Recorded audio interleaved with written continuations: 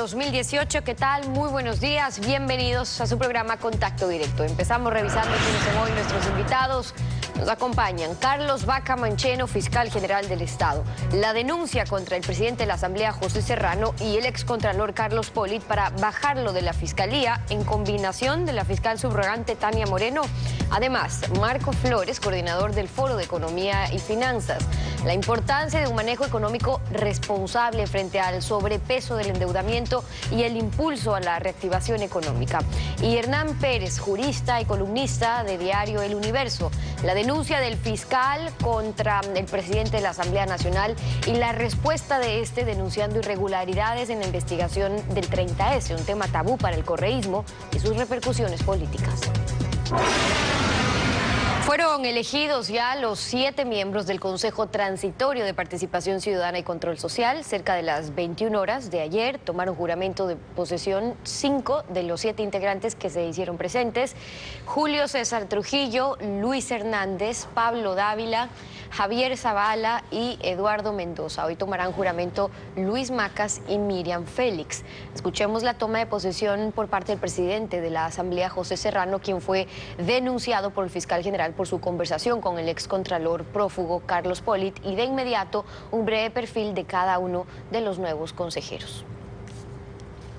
Juran ustedes que cumplirán fielmente las funciones otorgadas por la Constitución de la República del Ecuador y sus leyes en su calidad de consejeros principales del Consejo de Participación Ciudadana y Control Social en transición. Sí, juramos. Si así lo hacen, que la patria y el pueblo ecuatoriano lo reconozcan. Caso contrario, los juzguen. Julio César Trujillo es doctor en jurisprudencia y miembro de la Comisión Nacional Anticorrupción. Luis Macas Ambuludi es dirigente indígena. Fue el primer diputado indígena del país y ex candidato a la presidencia de la República.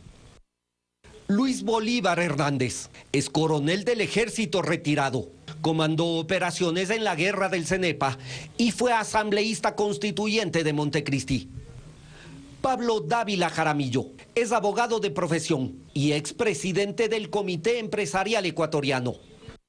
Javier Zavala Egas es doctor en jurisprudencia y fue miembro del Frente de Transparencia creado por el actual gobierno. Eduardo Mendoza Paladines es abogado de profesión y también periodista radial. Miriam Félix López es economista, trabajó 14 años en el Ministerio de Finanzas y es rectora de la Escuela Superior Politécnica Agropecuaria de Manabí.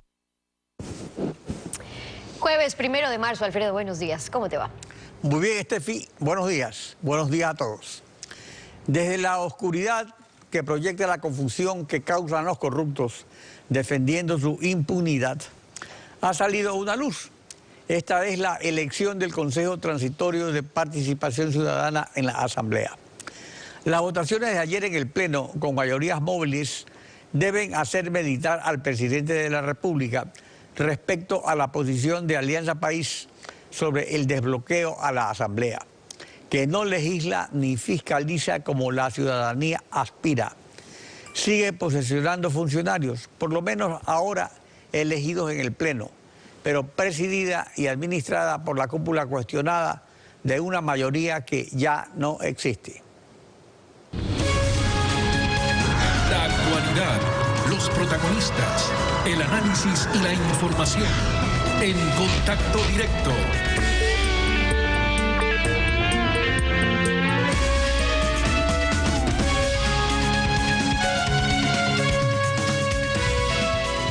La estabilidad democrática con frecuencia se ha convertido en la boya de salvación de los corruptos, pues hay un invisible límite político que no debe sobrepasarse y un deber constitucional que no puede dejar de cumplirse.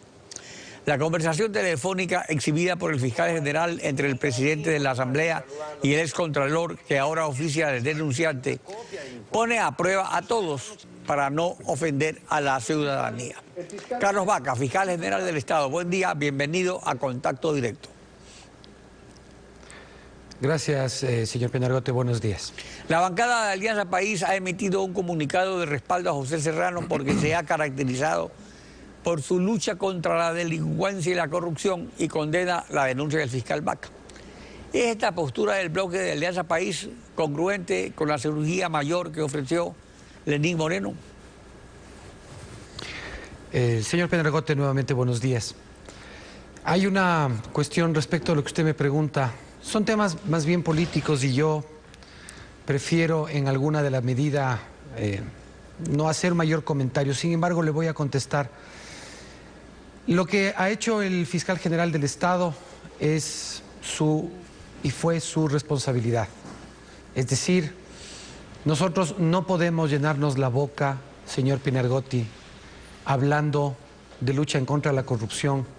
No podemos llenarnos la boca de hablar de una nueva democracia. No podemos llenarnos la boca al hablar de instituciones si no actuamos, si no mostramos lo que realmente ha estado ocurriendo en las últimas semanas, en los últimos meses.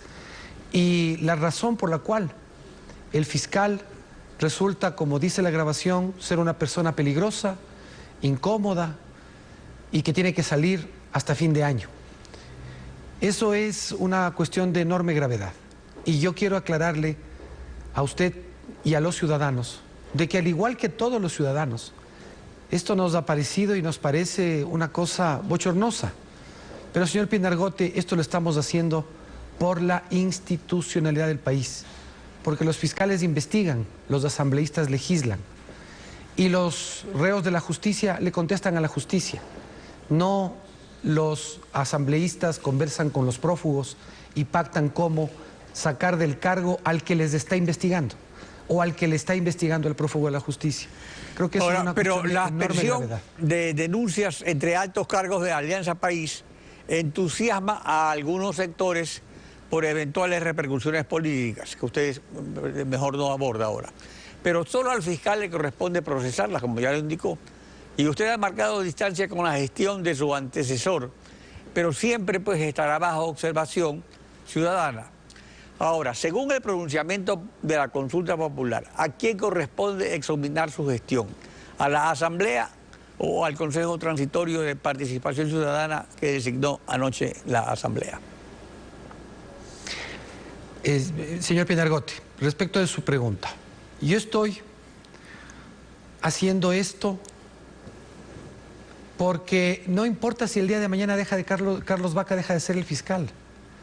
Yo no quiero vivir en un país en el que el presidente de la Asamblea Legislativa conversa con una persona procesada por 3 delitos y en la que en esa manera se ponen de acuerdo en la que el fiscal tiene que dejar de trabajar. Yo no me estoy aferrando a ningún cargo y quiero que quede claro, yo me someteré al control político que le corresponde a la Asamblea Nacional y me someteré a la evaluación que me haga el Consejo de Participación Ciudadana y Control Social. Mire, en esto ser claro, los señores miembros del Consejo de Participación Ciudadana y Control Social que han sido designados el día de ayer tienen una enorme responsabilidad para el país. ¿Y sabe qué, señor Pinargote? Yo quiero ser el primer evaluado. Yo quiero ser la primera persona a la que el Consejo me evalúe. Yo quiero que vengan y que los señores miembros del Consejo me permitan explicar todo lo que nosotros hemos hecho, en todos los ámbitos. Cómo hemos luchado en contra de la corrupción, cómo hemos creado una unidad especializada de transparencia, la unidad de delitos tributarios, cómo hemos creado una fuerza de tarea, cómo estamos reformando y transformando la institución que en este momento tenemos el honor de dirigir, cómo hemos incorporado fiscales, cómo hemos conseguido que se hagan nuevos concursos para fiscales, todo lo que yo he hecho y todo lo que nosotros podemos mostrarle al país. Yo quiero ser el primer evaluado. Quiero que los señores miembros del Consejo de Participación Ciudadana de Transición que han sido nombrados ayer tengan la certeza de que esto yo no lo hago, ni esto yo lo he hecho por afectar la institucionalidad, por afectar a las funciones del Estado, por sostenerme en el cargo. No, yo esto lo he hecho porque yo vivo en este país que es el país de todos los que me escuchan. Precisamente por eso no podemos admitir lo que está pasando. Digamos, es lo más importante que los otros escrutinios que establece el Estado. Pero el presidente de la Asamblea ha presentado contra usted una denuncia sobre la investigación del 30S, lo cual fue anunciado previamente por el excontralor prófugo de la justicia. Se refiere al pago de su salario con fondos reservados. Esta es una práctica en la administración pública desde que se restauró la democracia en todos los gobiernos. Yo conozco casos personales muchísimos, en todos los gobiernos. ¿Acepta usted la veracidad de esa denuncia? No, señor Pinargote. Y además decirle, cuando por primera vez apareció el supuesto indicio de responsabilidad penal, apareció 2 días antes, al día siguiente, perdón, del allanamiento a la casa del señor Polid. Cuando vuelve a aparecer de manos de 2 políticos el documento, estos aparecen 2 días antes de la audiencia de formulación de cargos. Y hoy esta nueva avanzada respecto de documentos de la Contraloría que están sujetos, en caso de existir y ser auténticos, al secreto de la Ley de Seguridad Nacional, aparecen, no sé si por el chiquito, o por la amiga o por quién, aparecen en el escritorio del presidente de la Asamblea, no aparecen en donde corresponde, el señor Contralor se pronuncia, menciona que no existen los documentos. Señor Pinargote, usted dice, yo tengo que someterme al escrutinio público, y yo me voy a someter al escrutinio público. ¿En qué sentido? En el sentido de que todo lo que nosotros hemos hecho, todo lo que yo he hecho, no solo como fiscal, como ciudadano, como abogado, como profesional, después como funcionario público, todo lo que yo he hecho puede ser analizado, puede ser revisado, puede ser verificado. Pero es verdad que hoy tengo que enfrentarme, lamentablemente... Dentro de lo que está llevando a cabo usted, que es una gran labor, enorme labor, dentro de la Fiscalía de su cargo, está llevando investigaciones contra el ex ministro del Interior, José Serrano, por mal manejo de fondos públicos y el secuestro de Fernando Balda. Hay una investigación que durante varios años estuvo sin atenderse por parte de la Fiscalía respecto de una situación ocurrida con el señor Balda. Hay investigaciones respecto de posibles actos de corrupción que involucran al Ministerio del Interior, es decir, hay investigaciones muy diversas. Hay una investigación por el posible uso de bienes públicos, tráfico de influencias. Hay algunas investigaciones que están abiertas. Y esas investigaciones abiertas han continuado sin que la opinión pública necesariamente tenga que convertirse en el árbitro de estas investigaciones, porque nosotros tenemos que hacer lo correcto. Si yo he tenido y tengo que decirle al país el día lunes lo que está ocurriendo y exhibir esta grabación que fue subida en una red social, si yo tengo que hacer esto, señor Pinargote, es por la gravedad de lo que se está discutiendo.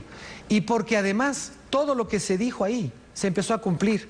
Mire, señor Pinargote, miren, ciudadanos, 15 minutos después de haber concluido la declaración de prensa, me inició la fiscal subrogante un segundo juicio penal el día lunes. Y 3 horas más tarde, el mismo día lunes, me inició un tercer proceso penal.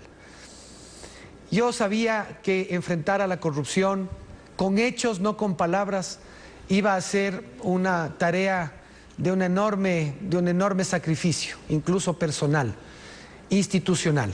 Pero, señor Pinargote y ciudadanos, yo lo voy a hacer, porque mientras yo sea fiscal, tienen que saber que conmigo no negocian, tienen que saber que conmigo no llegan a acuerdos, tienen que saber que conmigo no hay pactos, tienen que saber que conmigo no van a tener silencio cómplice. Y lamentablemente esas son las consecuencias que uno tiene que enfrentar. ¿Por qué vincula a la fiscal general subrogante con esta conspiración en su contra? ¿Ella lo sustituiría en el cargo? ¿Qué relación ha tenido ella previamente con el ex ministro del Interior, José Serrano? ¿Ha tenido ella a su cargo algún caso contra el Ministerio del Interior? Mire, la conclusión es muy evidente. Y nosotros sospechamos firmemente que la persona a la que coloquialmente se refieren en la conversación como la amiga es la doctora Moreno. Porque además hablan y dicen los papeles que le dejamos a la amiga. Y sorpresivamente, señor Pinargote, cuando a mí se me quiere retirar del caso de Polis, porque creo que el país debe tener claro, todo esto se produce única y exclusivamente porque no quieren que el fiscal general lleve a juicio al señor Carlos Polis y demuestre que el señor Carlos Polis recibió 10 millones de dólares de Odebrecht. El día anterior a la audiencia, aquí está el documento suscrito por la doctora Moreno, aquí está el documento. El día anterior a la audiencia, la doctora Moreno me corre traslado de un escrito que le presenta la defensa del señor Polis diciéndome que yo tengo que retirarme del proceso. Y el señor abogado de la defensa del señor Polis, mire, el día anterior a la audiencia que iba a llevarse a cabo para preparar el juicio del señor Polis, ya menciona el indicio de responsabilidad penal. Y claro, después de que se hace público, esto es en los días 15, 16 de enero, menos de 12 horas después, aparece una indagación previa sobre unas copias simples. Esta indagación previa presentada por el señor Fernando Villavicencio y Andrés Páez, en el que sin constituirse una denuncia, la señora Tania Moreno hable una investigación por peculado en contra del fiscal general. Y para sobre cerrar, antes, ¿qué relación pudo haber tenido? No lo sé. Yo conozco que la doctora llevó una investigación que involucraba una red de corrupción del Ministerio del Interior, uno que se conoció comúnmente como el caso Pases Policiales. Y también en eso es extraño. La Fiscalía General del Estado le ha solicitado a la doctora Moreno información respecto de ese expediente y hasta ahora no se la recibe. Para cerrar, señor fiscal, ¿ha recibido el personal de Fiscalía que realiza todas estas investigaciones contra el ex ministro del Interior amenazas de algún tipo? En el mes de noviembre del año anterior, una señora fiscal presentó una denuncia respecto de presiones recibidas por parte de la señora doctora Tania Moreno y del doctor Serrano, amenazas en contra de su vida por la investigación de un gravísimo caso de la cárcel de Turi. Entonces, más allá de estas, hay otras presiones que se han recibido y hay obviamente muchísimo que decirle al país en la lucha en contra de la corrupción efectiva. Y yo quiero cerrar con esto. Gracias por el espacio, señor Pinergote. Y a los ecuatorianos y a las ecuatorianas. Qué lamentable, qué bochornoso que tengamos que sufrir los ecuatorianos todo esto. Pero había que prender la luz. Había que ese cuarto oscuro, había que prender la luz y había que ver dónde estaban las ratas. Carlos Vaca, fiscal general del Estado. Gracias por acompañarnos en Contacto Directo. Muchas gracias. Son las 7 de la mañana con 18 minutos, tiempo de ir a una pausa y cuando regresemos conversamos con Marco Flores, coordinador del Foro de Economía y Finanzas, exministro de Economía, sobre el endeudamiento público, sus repercusiones sobre la estabilidad económica del país, las buenas políticas públicas y la reactivación. Al volver, quédese en nuestra sintonía. Marco Flores, coordinador del Foro de Economía y Finanzas Públicas, exministro de Economía, bienvenido a Contacto Directo. Buenos días. Buenos días. El Foro de Economía y Finanzas Públicas ha preparado para conocimiento del país como una contribución analítica, un documento de análisis del manejo de las finanzas públicas y también de la evolución del endeudamiento público durante el periodo 2000-2017.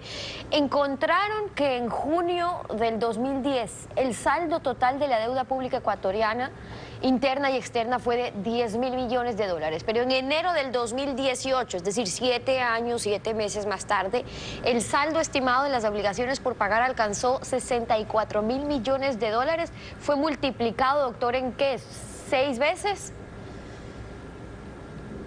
Efectivamente, se multiplicó 6 veces. Hace apenas 2 días el Foro de Economía y Finanzas Públicas le envió al señor presidente de la República, a través del señor secretario general de la Presidencia, el documento al que usted hace relación. Ese documento es una contribución que hace el foro a la opinión pública, a la ciudadanía. Lo pueden obtener en www.lamesanoservida.com. pero además es una contribución al propio presidente de la República y a las decisiones que esperamos tome. Efectivamente, el manejo de la deuda pública ha sido crítico. No solamente se incrementó, como usted ha señalado, Stephanie, en 6 veces, de 10.000 millones a 64.000 millones, y ahora el propio ministro de Finanzas reconoce que son 69.000 millones de dólares. Incluso es un poco más. Bueno, el crecimiento tan sustancial de la deuda simplemente no es manejable para el país con el crecimiento económico que tenemos. Hemos hecho una serie de recomendaciones y en este documento al que hago referencia se establecen las arbitrariedades, las ilegalidades y el camino laxo que se trazó para que el Ecuador se endeude en la forma que se endeudó y además en las condiciones que vengan, en las condiciones financieras que vengan. Claro, ustedes en ese documento, documento hablan de ese carácter, digamos, permisivo, todo lo que hizo posible que se pueda dar ese endeudamiento y además en esa condición. Pero hay algo más grave y es que ustedes hablan de que en estos 9 meses del gobierno del presidente actual, del presidente Moreno, parecemos seguir en la misma línea. ¿Por qué? ¿Qué pasa con la velocidad, el monto, las condiciones financieras con que se ha endeudado al país ya en el actual gobierno? En el actual gobierno el país se ha endeudado en 8.000 millones de dólares, 7.500 millones en bonos soberanos y 500 millones el Banco Central empeñando el oro con Goldman Sachs. Estos documentos además han sido enviados al señor Contralor General del Estado. Es insostenible este nivel de deuda para la capacidad de la economía ecuatoriana. Si la economía no crece suficientemente, si no crecen las recaudaciones, y eso es motivo de lo que seguramente vamos a tratar más adelante, no hay forma de pagar estas obligaciones. Es un peso demasiado grande para la economía ecuatoriana, no compatible con el crecimiento de la economía. Por eso el foro ha realizado varias propuestas, no solamente en el tema de la deuda. El tema de la deuda es sumamente grave, sumamente crítico, y nosotros estamos explicándole al señor presidente y a la ciudadanía todo lo que hicieron en el gobierno anterior, todo lo que pasó para desembocar en donde hemos desembocado y pasarle la factura a las familias ecuatorianas. Pero además hay un tema adicional con el que el foro va a salir en las próximas horas y que es gravísimo, y es la dación en pago entregada al Banco Central por 2.121 millones de dólares en una forma verdaderamente anárquica y perjudicial para el Banco Central, la eliminación de otros 1.000 millones de dólares que correspondían a los bonos AGD y que simplemente los convirtieron en cero, perjudicando en 3.000 millones el patrimonio del Banco Central y el balance del Banco Central. Con estos documentos vamos a salir en las próximas horas para alertarle al señor presidente lo que ha ocurrido y para que introduzca los cambios necesarios y suficientes, ahora que justamente él le ha anunciado al país que en el mes de marzo se producirán cambios importantes en la economía y ha señalado que va a presentar un plan económico. Claro, pero para esos cambios es que es importante ver de dónde venimos. Pero actualmente, ¿qué pasa ya con el pago sustantivo del capital adeudado? Hoy por hoy el gobierno ya está utilizando importantes recursos económicos para pagar esas obligaciones contraídas, más de lo que destinamos ya actualmente en salud, en educación, en seguridad social, en vivienda, etcétera, y con compromisos por cumplir. Ustedes hacen referencia, por ejemplo, del año 2020 y algunos otros que todavía ni siquiera estamos pagando. Claro. 14.750 millones han sido emitidos en bonos soberanos desde el año 2014, realmente en muy poco tiempo. De esos 14.750, 7.500 le corresponden al presidente Moreno. Pero en el gobierno de él solo va a tener que pagar 1.500 millones en el año 2020. La diferencia de semejante cantidad de dinero hasta el día de hoy, porque ya el ministro de Finanzas está anunciando un nuevo endeudamiento de 2.500 millones de dólares adicionales a mediados de este año, pero hasta el día de hoy la diferencia, es decir, los alrededor de 13.000 y pico de millones, tienen que pagar los 2 siguientes gobiernos. La pregunta es, al ritmo que va la economía ecuatoriana, con el crecimiento de la economía ecuatoriana, ¿es posible pagar esto?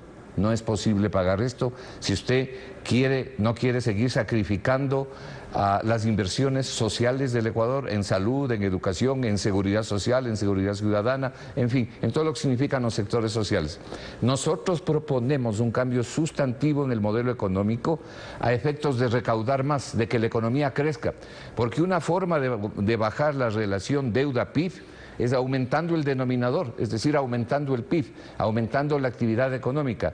Para eso, entre otras cosas, se requieren bajar los impuestos, que es una segunda tesis fundamental que hemos venido señalando. Mire usted, Stephanie, hace 3 meses, y esto que voy a decir es un tema muy importante, hace aproximadamente 3 meses en este mismo canal, en el programa Políticamente Correcto, y en otro canal, en Hora 25, nosotros planteamos al presidente de la República que llame a todos sus principales colaboradores y les dé la disposición de reducir el presupuesto del Estado entre 5 y 10%, y decíamos con una reducción promedio del 6%, van a recibir o se va a ahorrar el Estado 6.000 millones de dólares, 2.000 millones de dólares. Ahí hay un planteamiento con concreto, 6%. es decir, reduciendo esos gastos, porque usted sostiene que el proceso para facilitar el endeudamiento, el foro, así lo expresa en el documento, que ese proceso fue deliberado, que constituyó una estrategia del gobierno anterior diseñada para financiar el gasto público. Entonces, revisando las alternativas, ya para cerrar,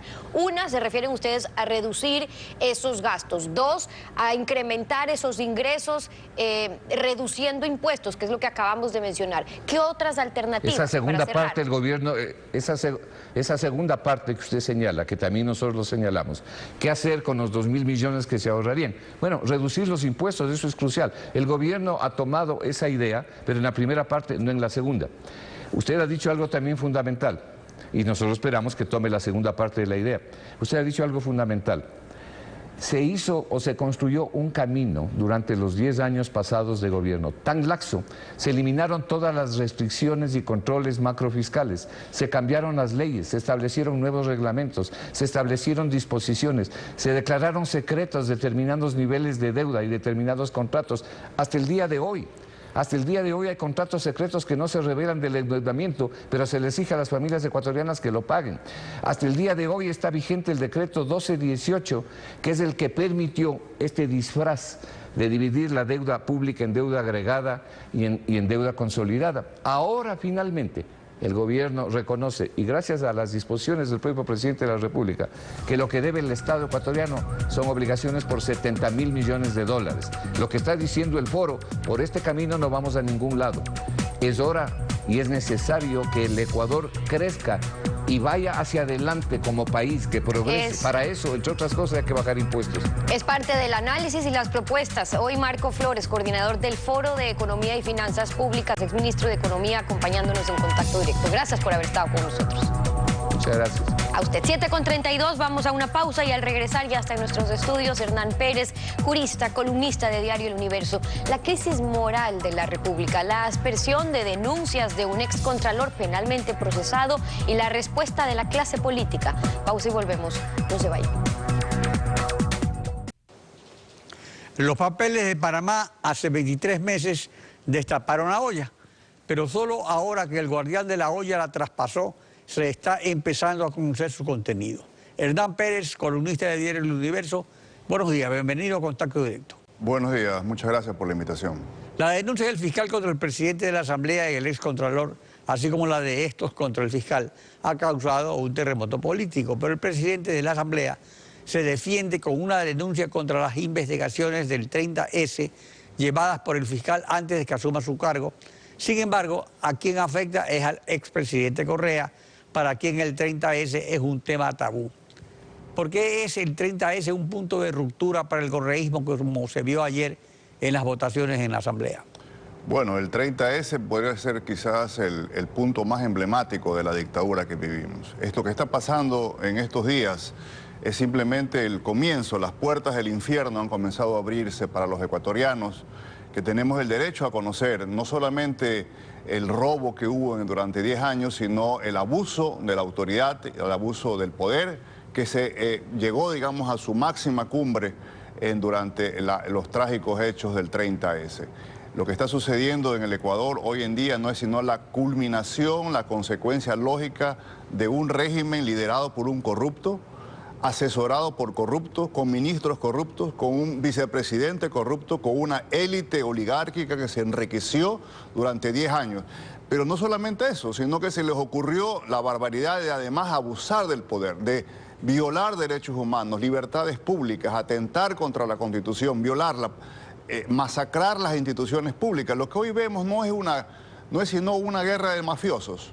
No es una guerra sino simplemente de delincuentes, no es una guerra ni una pugna de instituciones públicas. Lamentablemente el país va a tener que exigir conocer más, por muy doloroso, por muy feo, por muy repugnante que pueda pasar lo que está sucediendo en el país, que ahora ha trascendido hasta niveles internacionales, esta pugna a la que usted se refiere, doctor Penalgote. El hecho es que los asambleístas seguidores de Lenín Moreno respaldan al presidente de la Asamblea y los correístas plantean una postura radical que converge con Creo y algunos sectores de oposición.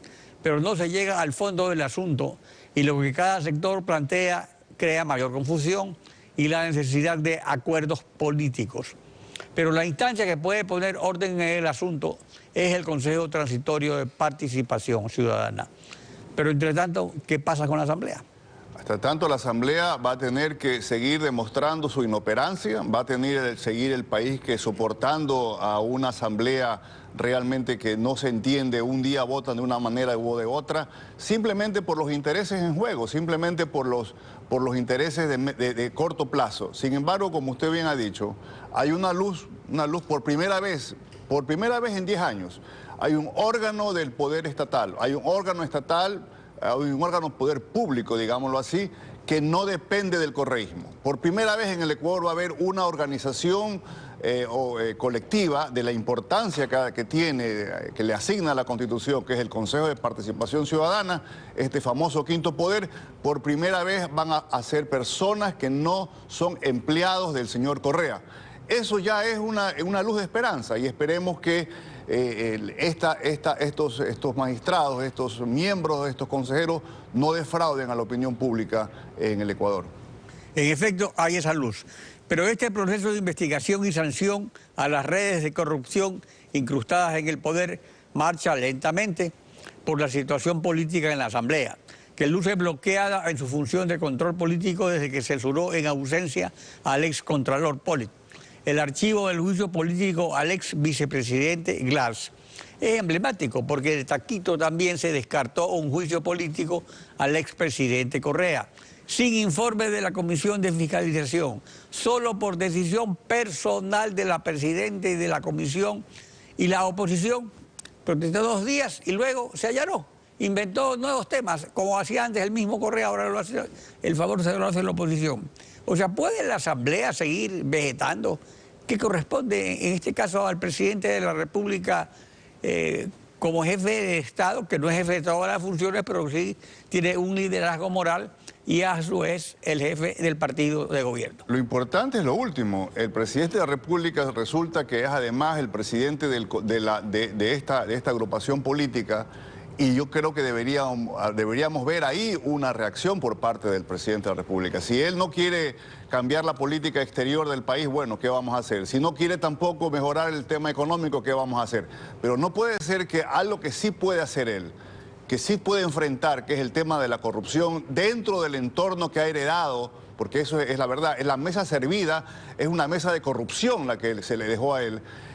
Veamos el caso, por ejemplo, solamente para ponerle 2 ejemplos, el caso del secuestro del señor Balda y el caso del abuso de poder contra el señor Polibio Córdoba.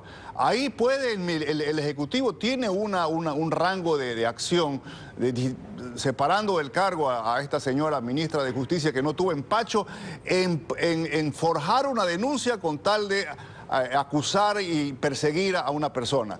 Y así por el estilo. Yo sí creo que debe haber una actitud más firme, más involucrada del presidente de la República, y esperemos que el Consejo de Participación Ciudadana, liderado por una persona de una talla moral y de una gran trayectoria como es el doctor Trujillo, le devuelva un poco al Ecuador ciertas esperanzas, porque lo que tenemos ahora, lo que estamos viendo es simplemente una guerra de delincuentes, eso es todo.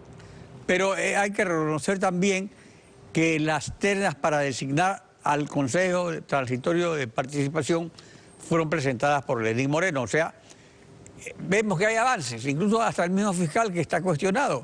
Pero se ha avanzado, está en la cárcel y hay una media docena siquiera de ministros respondiendo ante la justicia. No podemos negar que hay avances, no podemos negar que el señor Glass está en la cárcel, no podemos negar que el fiscal ha hecho esfuerzos, pero no son suficientes. Lamentablemente aquí siempre ha habido este problema, ¿no? De que se hacen unos pequeños avances y ahora le crea la duda a uno si son realmente avances sinceros o son calculados. Pero la ciudadanía tiene que tener algo de paciencia y estar sobre todo alerta, porque eso es lo que nos ha pasado en el Ecuador. La falta de involucramiento de los jóvenes, la falta de involucramiento de la ciudadanía en general, de este sopor que vivimos, ¿verdad? De líderes políticos que se quedan callados, que miran a otro lado, que están esperando simplemente... Pero precisamente eso, Lenín Moreno ha planteado un nuevo liderazgo. Este ha mostrado límites, los límites del diálogo, también los alcances de una actitud más decidida. Y también hay una falta de decisiones en ciertas áreas. ¿Haría extrañar esto el liderazgo violento de Rafael Correa? ¿Llegaríamos a esa situación? No, definitivamente no debemos llegar a ese camino. Ya lo transitamos el Ecuador, ya lo transitó el camino del que se vayan todos, que es muy fácil decirlo, y luego vimos lo que hemos tenido. Nosotros lo que tenemos que hacer como ciudadanía y medios de comunicación es presionar cada día con mayor fuerza y no desmayar en esta lucha por parte de la ciudadanía y de las instituciones, las pocas que quedan en el Ecuador, ¿no? Hernán Pérez, columnista de Diario El Universo. Gracias por su participación en Contacto Directo. Gracias. Estefi.